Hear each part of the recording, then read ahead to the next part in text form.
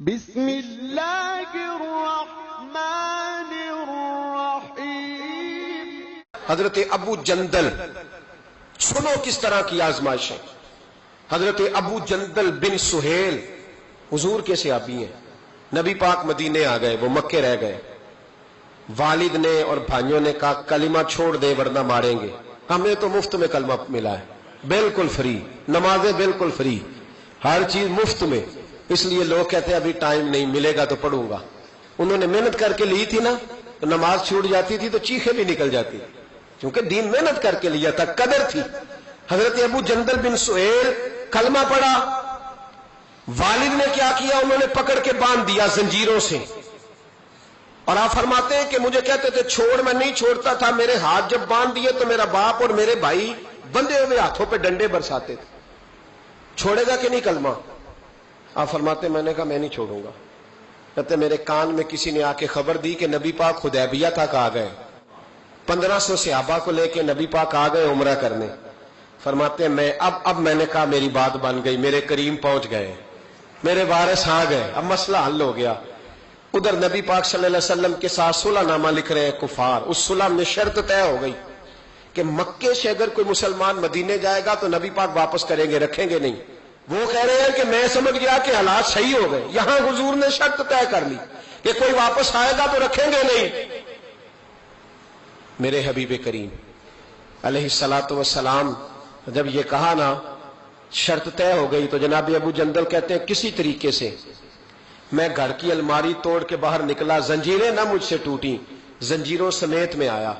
حضرت علی شیر خدا کہتے ہیں وہ شخص دوڑتا آ رہا تھا تو جس رستے وہ آیا سارا وہ رستہ خون سے بھرا ہوا تھا۔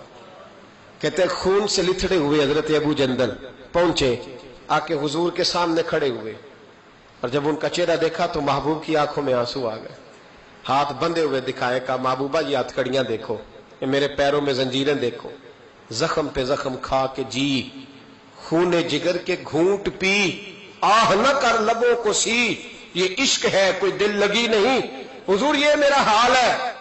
آقا مجھے لے جائے ساتھ، میں غیروں کا کیا گلہ کروں، میرا تو ابا مجھے مارتا ہے، میرے بھائی مارتے ہیں، مہربانی کرے۔ حضور سید عالم علیہ السلام ابھی بات کرنے لگے تھے کہ ابو سفیان بولے، کہنے لگے آپ کی اور ہماری شرط طے ہو گئی ہے، آپ نہیں لے کے جا سکتے۔ صحابہ کہنے لگے ابھی تو دستخط نہیں ہوئے، معاملات تے کہنے لگا جی اگر آپ یہ شرط نہیں مانتے تو صلح کوئی نہیں۔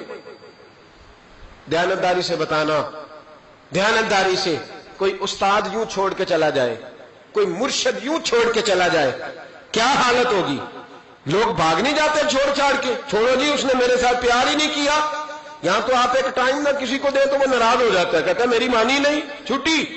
حضرت ابو جندل رضی اللہ تعالیٰ عنہ خون بہ رہا ہے، ہاتھوں میں بیڑیاں زنجیریں، میرے کریم رسول علیہ السلام کہنے لگے ابو جندل ابھی تیری آزمائش ختم نہیں ہوئی، ابھی تو نے واپس جانا ہے، اس قید کو تھوڑا سا اور تو نے سہنا ہے، برداشت کرنا ہے، فکر نہ کرنا جلدی تیری مشکل حل ہو جائے گی، فکر نہ کرنا۔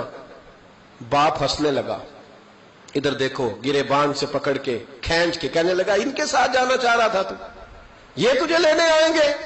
حضرت ابو جندل نے باپ کا چہرہ دیکھا، کہنے لگا ابا تو جو مرضی کہے، میرے رسول جو فیصلہ بھی کرتے حق اور سچ ہی کرتے، انہوں نے جو میرے حق میں بہتر سمجھا وہ میرے لیے۔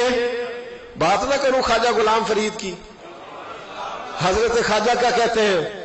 کہتے ہیں اے تن میرا کنگی ہو گئے، اے تن میرا کنگی ہو، میں زلف سجن دی واواں، پوش میرے دی جتی بن جائے، تے یار دی قدمی آواں، مارو مارو مینو مار مکا، مارو۔ ابا سے بھائی سے کہنے لگے مارو مارو مینو مار مکاؤ، میں کوئی عذر نہ پیش لے آواں تے جے سونا ہی میرے دکھ وچ راضی، جے او سونا ہی میرے دکھ وچ راضی تے میں سکھ نو چلے ڈاواں، آ یار فریدا کدی مل پے سونا انہوں رو رو حال سناواں۔ حضرت خواجہ یار محمد رحمت اللہ علیہ کہنے لگے کبھی وہ مل جائے اسے دکھڑا سناؤں گا۔ اور بڑے خوبصورت لفظ لکھے ہوئے راویوں نے، کہتے ہیں حضرت ابو جندل اپنے والد سے کہنے لگے اب اس طرح کر میری زنجیریں کھول دے، اب میری بیڑیاں کھول دے، اب میں بھاگوں گا نہیں، اس لیے کہ پہلے میں تیرا قیدی تھا، اب میں نبی پاک کے حکم کا قیدی ہوں، اب جب تک حکم نہیں آئے گا میں جانے نہیں لگا، تو کھول دے اور جتنا دل کرے ظلم کر، تو مجھے کہہ دے اس کمرے میں قید رہنے، میں نکلوں گا نہیں، اس لیے کہ اب میں مصطفیٰ کے محبوب کا قیدی ہوں، اب تھوڑی نکلوں گا۔ قید ہو گئے، تھوڑا ہی وقت گزرا کہ اللہ نے فتح مکہ عطا فرما دی۔ میرے محبوب جب گئے نا، طواف کیا، حضرت ابو جندل کو لوگ جانتے ہی نہیں تھے کون ہے، پتہ ہی نہیں تھا، پر جب پیار ہوا نا، پیار ہوا تو حالات ہی بدل گئے، محبت ہوئی تو حالات بدل گئے، بالکل تبدیلی آ گئی۔ میرے محبوب نے حرم مکہ کے اندر کھڑے ہو کے اونٹنی پر بیٹھ کر کان نے بھی کہا، جو حضور ان کے محلے کو بھی جانتے تھے، گلی کو بھی جانتے تھے، باپ کو بھی جانتے تھے، چچا کو بھی کہہ سکتے تھے کسی کو، جاؤ دوڑ کے فلانے کو بلا کے لاؤ، لیکن شانے دینا کوئی میرے نبی سے سیکھے، مرتبہ اور مقام دینے کا۔ یہ اونٹنی پر بیٹھ کر سارے مجمع میں اعلان کر کے فرمایا، جاؤ کوئی ابو جندل کو بلا کے لاؤ۔